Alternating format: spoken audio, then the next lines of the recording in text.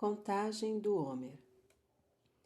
A Torá não menciona uma data exata para a festa de Shavuot, da maneira que o faz para as outras festas. Sua data é vinculada ao Sefirat HaOmer, a contagem de dias entre Pessar e Shavuot. Começamos a contagem do Homer a partir do segundo dia de Pessar, contando 49 dias, que são 7 semanas. E no 50º dia festejamos Shavuot. Temos o costume de fazer uma berachá especial todas as noites, durante a reza de Arvit. Sobre a contagem, por que contamos esses dias? A contagem do Homer tem duplo significado, agrícola e espiritual. As 3 festas de peregrinação são caracterizadas pela Torá, também pelas estações vigentes na Terra Santa. A estação da safra começa na época de Pessar, quando a primeira cevada é cortada, e dela era levada um homer, nome de uma medida de volume de mais ou menos 4 litros, ao Beit HaMikdash, em sinal de gratidão. A partir desta data, começa a amadurecer o resto dos produtos da terra. Em Shavuot, termina a safra com o corte do trigo. A festa de Sukkot, por sua vez, que na Torá chama de festa da colheita, vê o encerramento anual de todos os trabalhos agrícolas. Segundo o preceito da Torá, todo dono de terra que colheu qualquer uma das 7 espécies pelas quais se destaca a terra de Israel, trigo, cevada, uva, figo, romã, azeitona e tâmara, era obrigado a levar as primícias desses produtos, bicurim, ao Beit HaMikdash, aos Koanim. O prazo para levar os bicurim do Beit HaMikdash se prolongava desde Shavuot até a festa de Sukkot.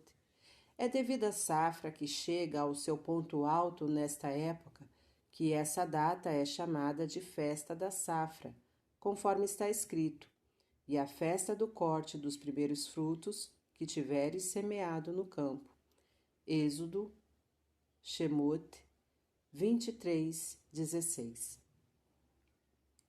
No tempo de Beit HaMikdash, quando a maioria do nosso povo vivia em paz na Terra Santa e lavrava a terra, a agricultura marcou profundamente o caráter desta festa.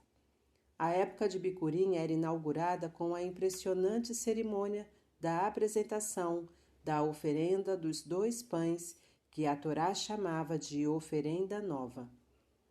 Números, Bamidbar 28:26. Voltemos agora ao lado espiritual e intelectual da contagem do Homer, que interliga Pessar a Shavuot. É o conjunto dessas 2 festas que simboliza a inteireza da redenção. Pessar marca a libertação física e Shavuot a libertação espiritual e intelectual, cuja primeira etapa foi a libertação física da escravidão e o êxodo a ser completada em Shavuot. Quando recebemos a Torá junto ao Monte Sinai, o povo recebeu o seu conteúdo espiritual e sua bagagem cultural que iluminaram o caminho de sua vida.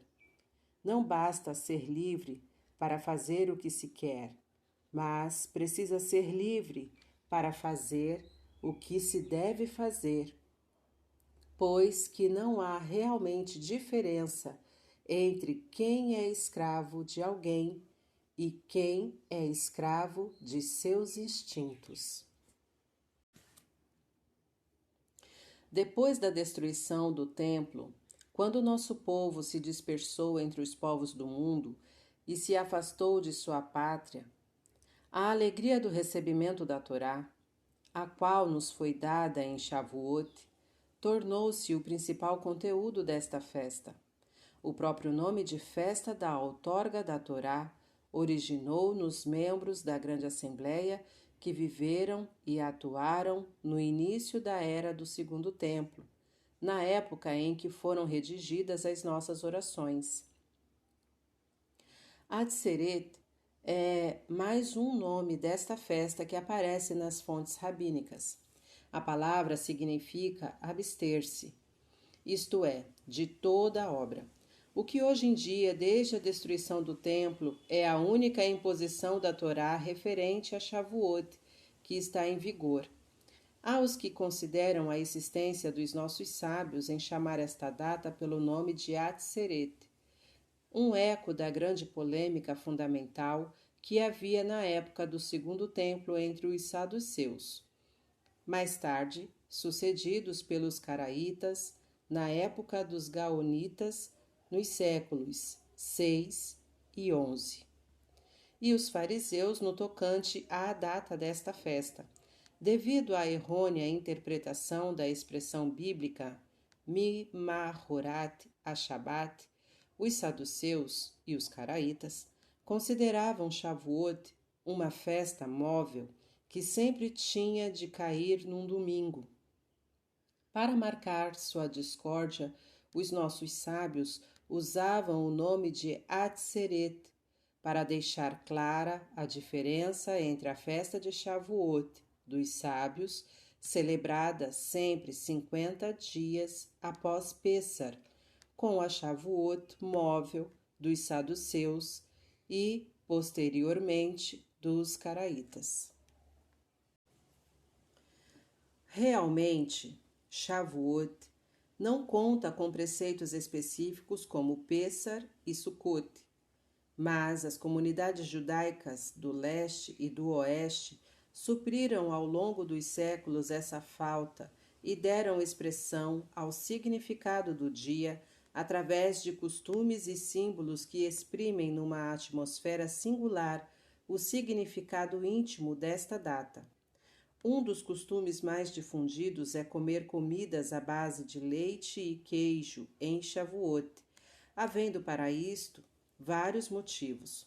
Um deles é o seguinte: quando o povo de Israel voltou do Monte Sinai tendo aceitado as leis da Torá, inclusive aquelas referentes a kashrut, dietéticas, as pessoas não podiam mais usar seus utensílios de cozinha, pratos, talheres, etc., e tiveram de recorrer a alimentos lácteos. Outro costume é enfeitar a sinagoga com plantas e flores bonitas e com efeitos de papel simbólicos que chamam-se, no folclore judaico, Shoshanot, lírios. O verde simboliza a pastagem que havia em volta do Monte Sinai, e as plantas e árvores expressam o que os nossos sábios dizem, que as frutas das árvores são abençoadas em Shavuot, fato mencionado na liturgia poética desta festa. Os judeus orientais costumam jogar perfume um no outro.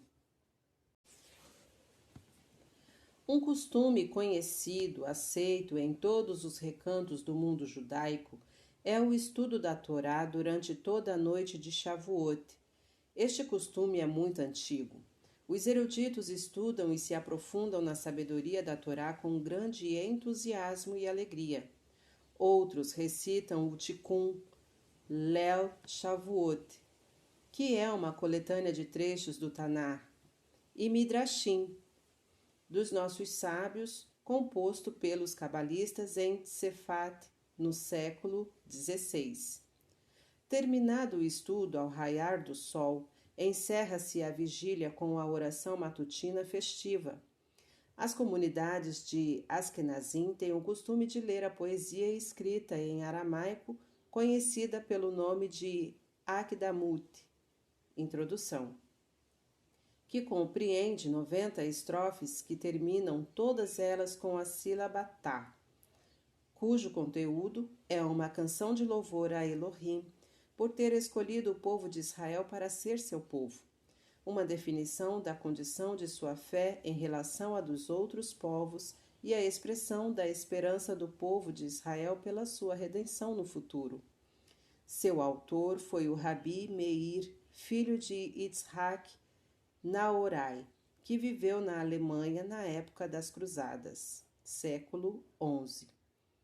Como é exultante passar nas cidades de Israel pelas sinagogas e yeshivot nas noites de Shavuot, das quais emanam as vozes agradáveis que entoam as palavras da Torá, e cantos judaicos agradáveis.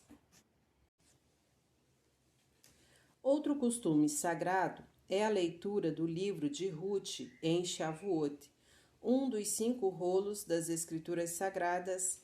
Há diversas explicações para isso. O acontecimento central do livro ocorre na época da safra, que é a época de Shavuot.